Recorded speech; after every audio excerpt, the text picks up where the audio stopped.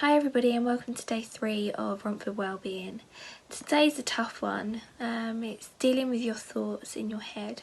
Now, I go through a whole thought process the whole day. I have good moments and I have bad moments, and I have some really bad moments. And the brain's a scary place, the mind is a scary place. And for me, I know that once I get latched onto something negative, I can sit there and ponder and think about it constantly over and over and over again until I get myself into such a bad place because of it. Now, over the last few years, I've actively been trying to work on that, because when I get into that down place, it's lonely, and I often push people away. I don't let people in to help me at that stage.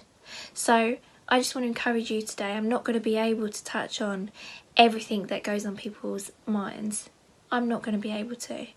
But I want to encourage you to just really get in touch with yourself and learn more about yourself, so that you learn how you deal with things.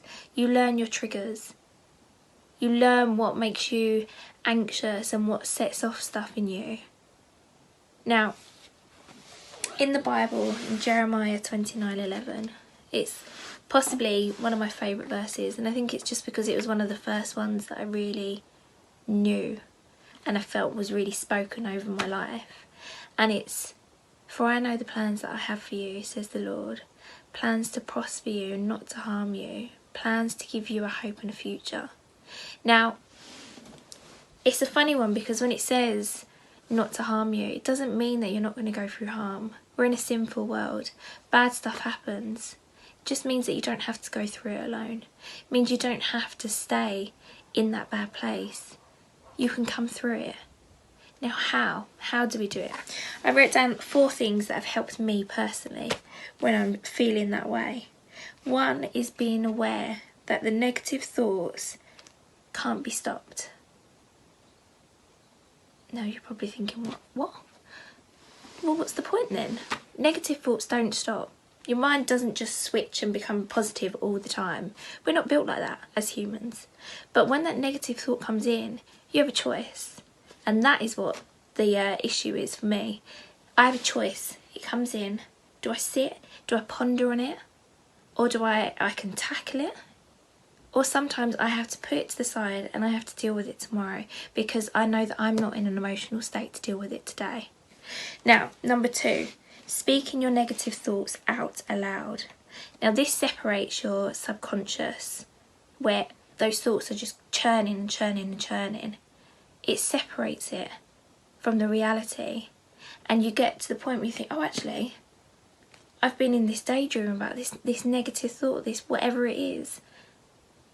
And now I've said it out loud, I've taken a bit of that power away from that thought.